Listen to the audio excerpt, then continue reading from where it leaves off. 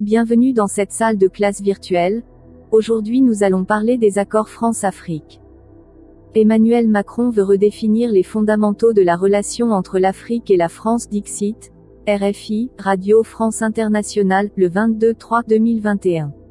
Voici comment j'anticipais ce titre, il y a 8 mois, le 25 septembre 2020 et dites-moi si la géostratégie c'est la magie. Les 10 penseurs africains qui veulent achever l'émancipation du continent, selon Le Monde de Jean-Paul Pougala. J'ai été suspendu par Facebook pendant 3 jours, à cause des publications signalées par les sympathisants de Cheikh Anta Diop et des fervents croyants du christianisme et de l'islam. Je ne pouvais plus publier ou même commenter. J'ai préféré désactiver le compte. Nous préparons en toute urgence le plan B de l'application à abonnement payant pour continuer désormais de me lire sur. Je suis fatigué de former gratuitement des gens qui vont en plus signaler en masse ma page.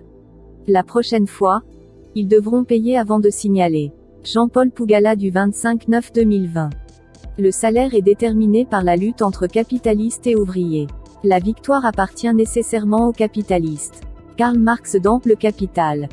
Dans la configuration du monde au XXe siècle, l'Afrique est dans le rôle de cet ouvrier de Marx, qui est par définition le perdant de la confrontation.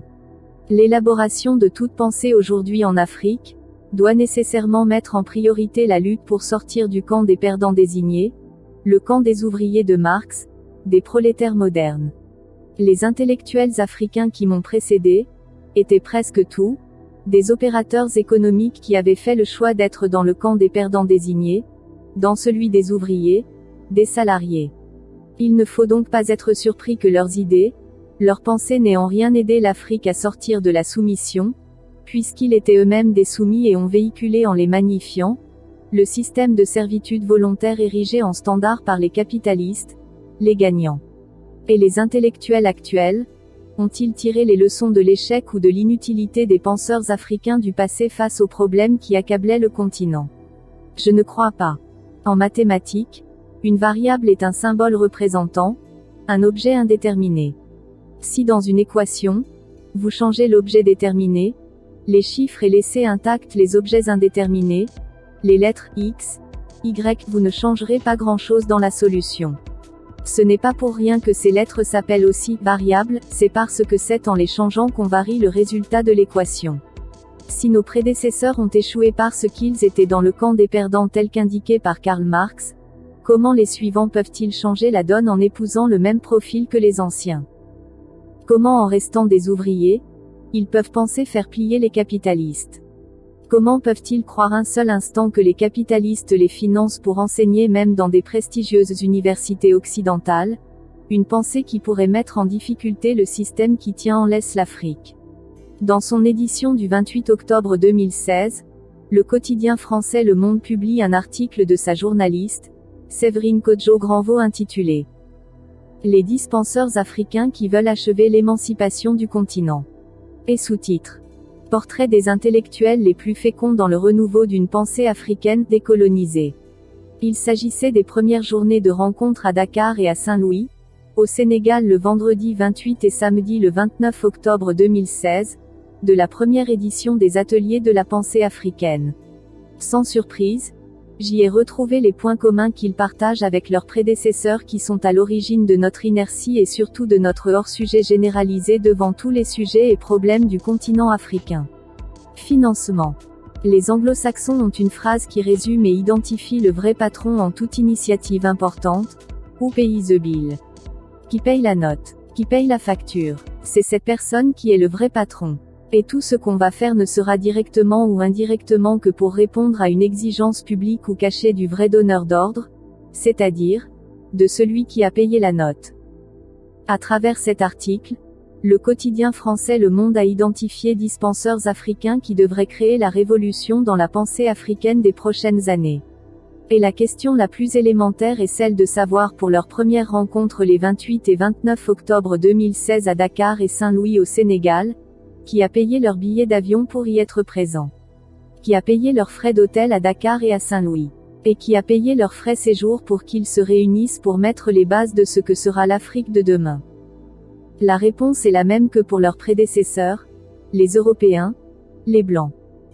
Nous sommes encore en face d'intellectuels naïfs qui croient en toute bonne foi se trouver sur une planète sur laquelle leurs bourreaux vont les financer pour trouver les voies et moyens pour se libérer d'eux. Au pays The Bill. Deux sont les principaux financeurs de l'événement, tel qu'écrit sur la première page du site internet dédié à la rencontre. Il s'agit de la France, de l'Allemagne et de l'Union européenne. Pour la France, il s'agit de l'Institut français de Dakar et de l'autre, c'est l'argent provenant d'un parti politique allemand de gauche, dénommé Die Linke, à travers sa fondation, Rosa Luxemburg. En hommage à Rosa Luxemburg, née le 5 mars 1871 à Zamość dans l'Empire russe et morte assassinée le 15 janvier 1919 à Berlin en Allemagne. Elle est contre la Première Guerre mondiale, et c'est pour cela qu'elle sera exclue du Parti social-démocrate d'Allemagne, SPD. Avec des amis, elle fonde le Parti communiste d'Allemagne. Ce qui lui vaut d'être assassinée 2 semaines après cette fondation, à Berlin le 15 janvier 1919. Vous connaissez déjà l'Institut français. Vous savez maintenant qui est Rosa Luxemburg. Par contre c'est qui la Fondation Rosa Luxemburg. Voici comment ils se sont eux-mêmes définis dans l'annuaire des fondations enregistrées dans la République et canton de Genève. Rosa Luxemburg Stiftung tire son nom de Rosa Luxemburg, la politicienne germano-polonaise d'origine juive assassinée à Berlin en 1919. Rosa Luxemburg Stiftung est située dans le spectre du socialisme démocratique et est proche du parti de gauche en Allemagne. Il s'est consacré à l'héritage de Rosa Luxemburg dans son sang le plus moderne, émancipateur et critique du capitalisme, radicalement démocratique et opposé à toutes les formes de dictature, dédié à la solidarité et opposé une politique d'impérialisme. L'éducation politique, l'analyse critique de la société, le travail international complet et les subventions de recherche sont ses domaines de travail les plus importants. Le slogan de la Fondation est « La liberté sans égalité est l'exploitation, l'égalité sans liberté est l'oppression. La solidarité est la racine commune de la liberté et de l'égalité. » Le bureau du RLS à Genève est concentré à la fois sur les droits sociaux mondiaux et la politique syndicale internationale. Nous aimerions soutenir et renforcer le mouvement syndical et ses organisations par l'éducation politique, le réseautage et les publications. Sur le site European Funding Guide, la page dédiée aux activités de Rosa Luxemburg Stiftung est accompagnée de ce message: This project has been funded with support from the European Commission.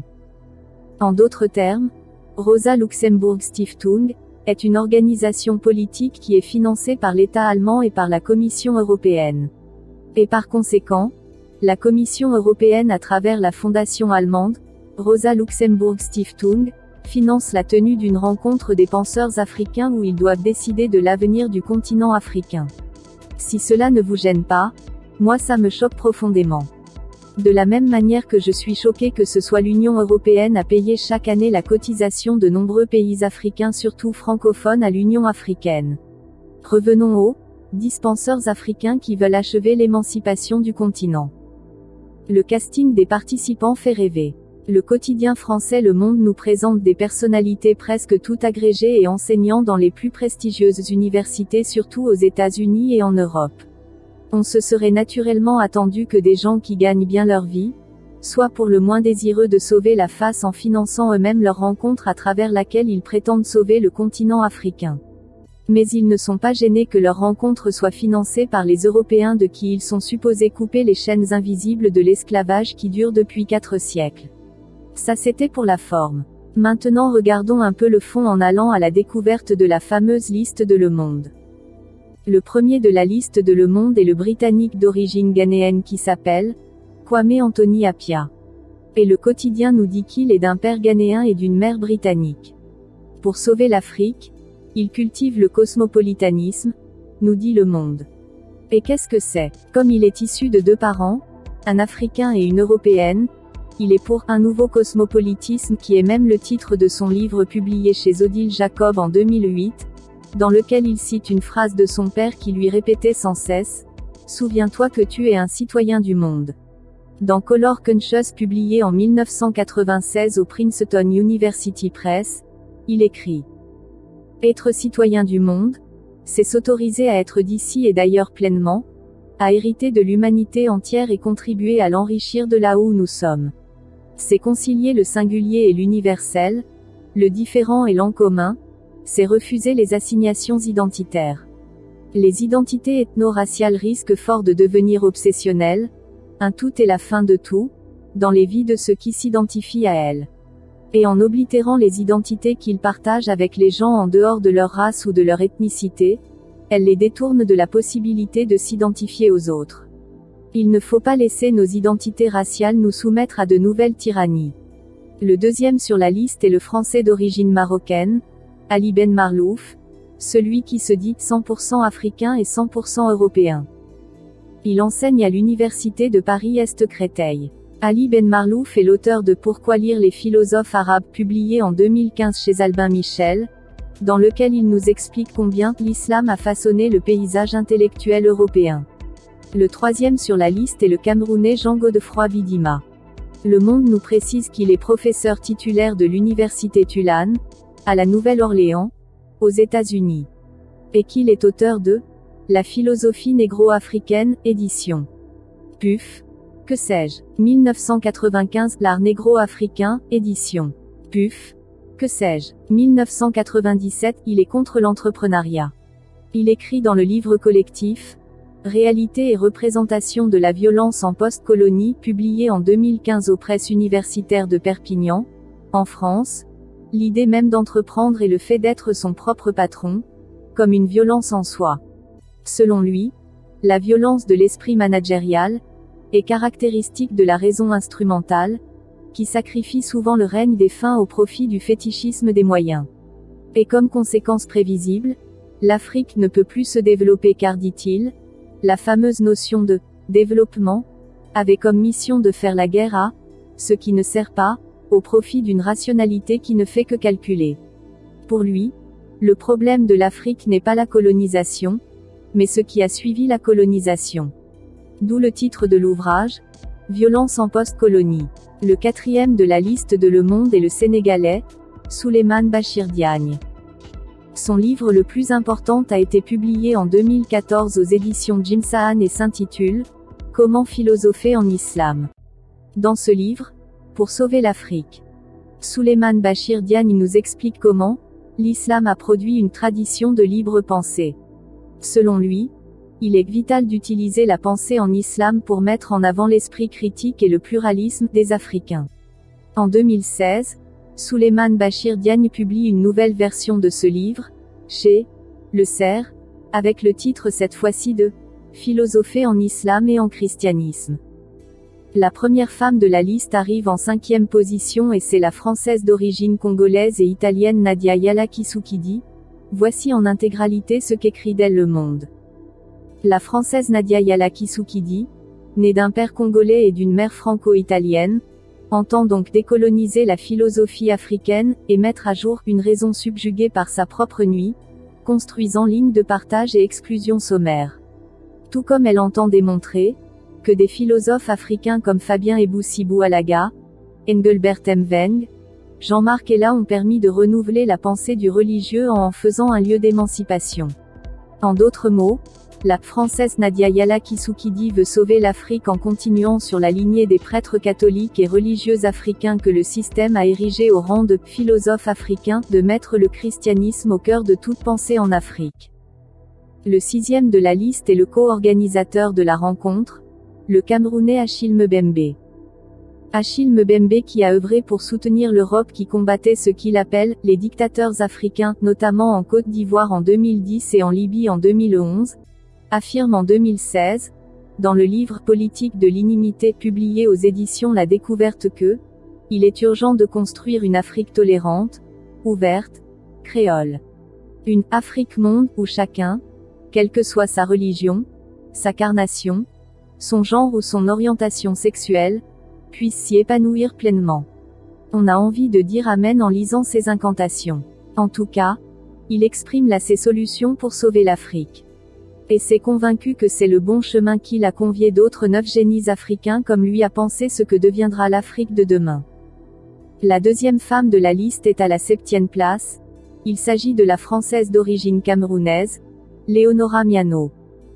Le Monde a choisi pour l'illustrer ses propos contenus dans son livre publié en 2016 aux éditions L'Arche Éditeur, intitulé « L'impératif transgressif » et dans lequel elle affirme « Vous, qui êtes blanc, avez-vous déjà pensé votre blancheur? Et vous, qui êtes noir, pourquoi vous voyez-vous ainsi? Pourquoi endosser cette désignation coloniale? » Les esclavagistes ont souhaité se blanchir des ténèbres qu'ils déversèrent sur le monde avec la déportation transatlantique d'hommes et de femmes qui jusque-là ne se considéraient ni comme africains ni comme noirs. Dès lors, le noir matérialise les ténèbres intérieures de celui qui mutile sa propre humanité en niant celle de l'autre. Le 8e penseur qui doit sauver l'Afrique dans le classement de Le Monde est un économiste togolais, Kako Nyubukpo.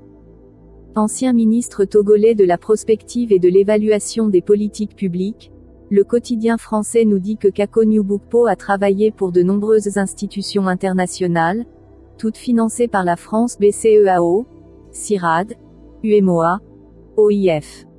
Et qu'alors que depuis 2007, avec la sortie de son ouvrage Politique monétaire et servitude volontaire, la gestion du franc CFA par la BCEAO, aux éditions Cartala, où il montre sa virulence contre le franc CFA, Le Monde nous dit que Kako Nyubukpo a confirmé la contradiction des penseurs africains qui sont tout radicaux contre l'oppresseur, jusqu'au moment où ce dernier leur tend la main pour les sauver de la famine.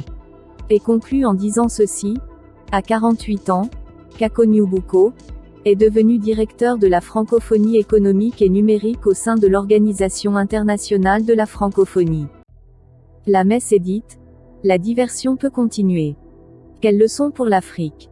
Le choix du lieu, Dakar, la capitale française des tirailleurs africains et les 3 auteurs européens du financement de la rencontre nous prouvent que c'est la présidence de la République française qui est à l'origine de cette initiative et que dans quelques mois, on nous dira que Emmanuel Macron se réconcilie avec l'Afrique en rencontrant quelques-unes de ces 10 personnes.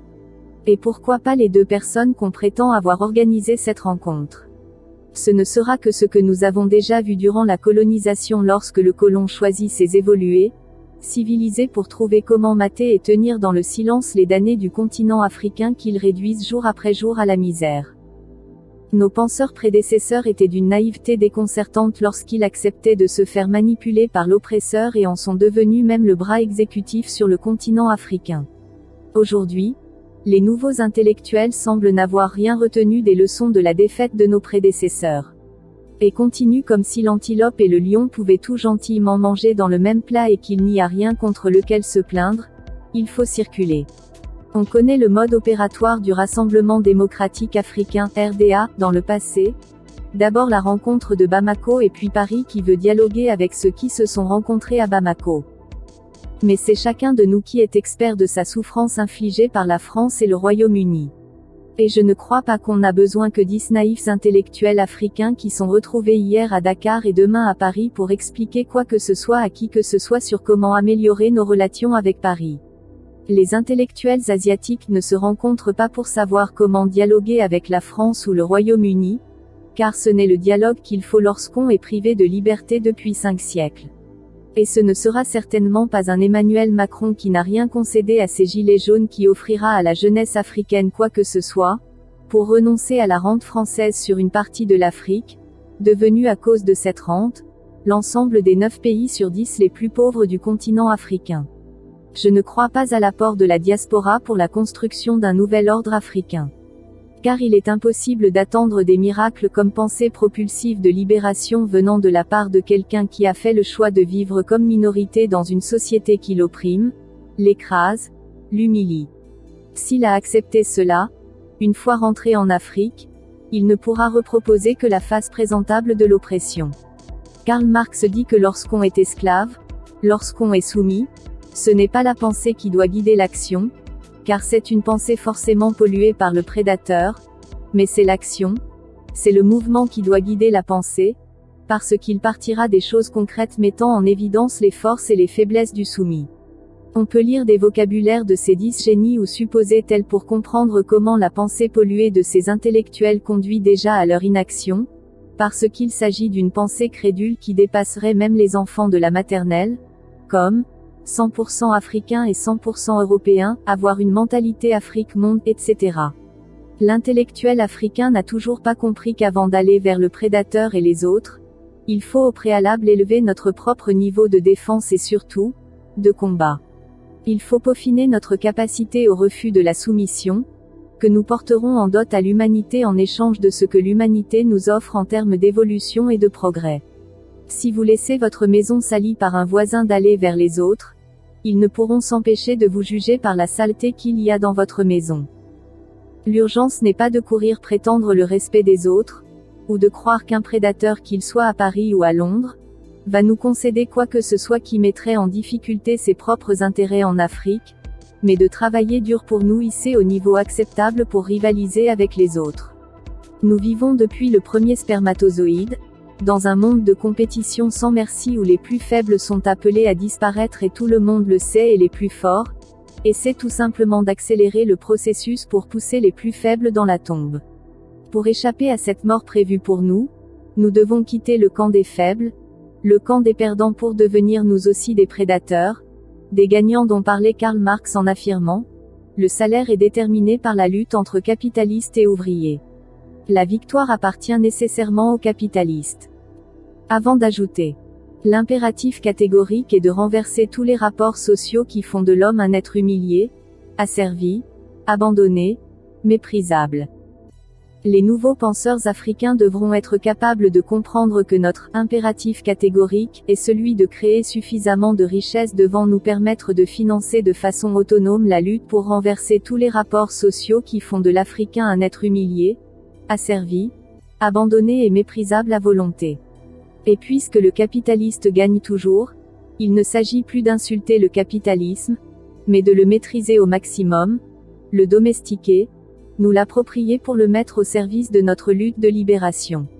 C'est la route suivie par la Chine même si communiste. Ce qui manque à l'Afrique ce n'est plus la pensée ou les penseurs pollués par le prédateur, mais nos capitalistes, qui peuvent mener aujourd'hui la vraie et seule guerre qui compte à mes yeux, la guerre économique directement contre le prédateur, en produisant suffisamment de richesses pour éviter de croire qu'un prédateur nous donnera les moyens matériels pour le combattre.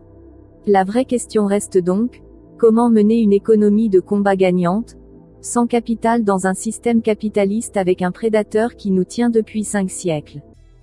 C'est à travers la réponse à cette question qu'on attend pour découvrir les vrais génies africains qui seront propriétaires des moyens de production, ces capitalistes qui gagnent toujours.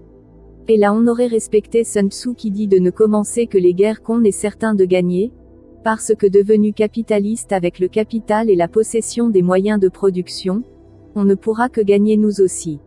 Jean-Paul Pougala. Douala, le 25 septembre 2020. Si vous avez aimé la vidéo, alors cliquez sur j'aime, abonnez-vous et surtout activez la cloche de notification pour être informé de nos différents cours virtuels.